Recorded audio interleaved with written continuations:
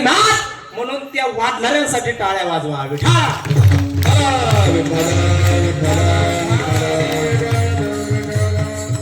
आणि तिसरा काला कोणी केला ऐका, जो काला द्वापार युगामध्ये भगवान श्रीकृष्णाने केला, तोच काला वाळवंटामध्ये साधू संतांनी केला, आणि तोच काला आपण या ठिकाणी आज देऊर या गावामध्ये करत आहोत. जो भगवान परमात्म्याने काला केला तोच काला, जो साधू संतांनी काला केला तोच काला आपल्या सगळ्यांच्या समवेत या ठिकाणी होत आहे. तो तिसरा काला विठाला.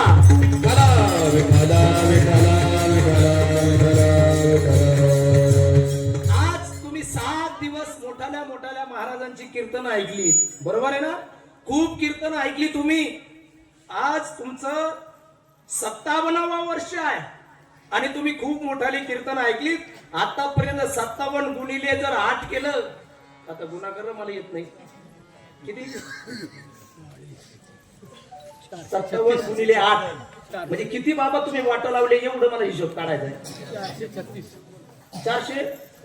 456 बाबा वाट लावले आणि आज 57 बाबा, माझा 56 आहे का ना, माझा 456 आहे.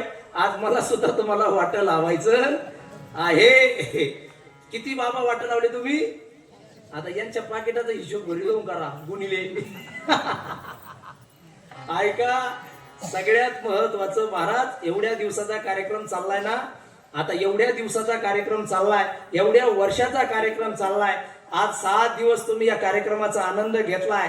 आज संध्याकाळी तुम्हाला परत इथं यायचं नाही. काला झाल्यानंतर परत जर आला तर लोक म्हणते, भाऊ सकाळी झाला काला, तू परत का आला?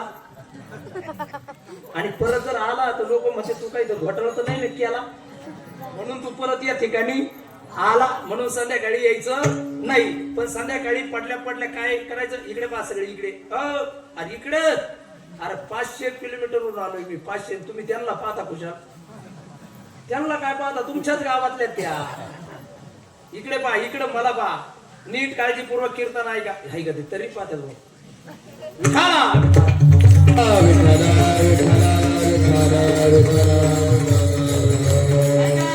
घरी गेल्यानंतर आपण आथोरणावर पडलं का स्वतःच्या मनाला 3 प्रश्न विचारायचे. तुम्ही सप्ताह केला ना सगळ्यांनी, देणगी सगळ्यांनी दिली ना, जेवण केलं ना, नामस्मरण ऐकलं ना, 57 वर्षापासून सप्ताह चालू आहे. 7 दिवस कीर्तन ऐकली. मोठ्या महाराजांची तुमची पत्रिका पाहिली मी. खूप मोठे महाराज मंडळी होते त्यामध्ये. आज संध्याकाळी घरी गेल्यानंतर, आतुरणामध्ये गेल्यानंतर स्वतःच्या मनाला 3 प्रश्न सगळ्यांनी विचारायचे. काय? पहिला प्रश्न विचारायचा आहे, भगवान परमात्म्याने मला जन्माला का घातलं? काय महिला मंडळ, सगळ्यांनी स्वतःच्या मनाला प्रश्न विचारायचा, भगवान परमात्म्याने मला स्वतःला जन्माला का घातलं? याचं उत्तर भेटतंय का पहा. त्याचं उत्तर भेटल्यानंतर दुसरा प्रश्न विचारायचा, मी जन्माला आल्यानंतर केलं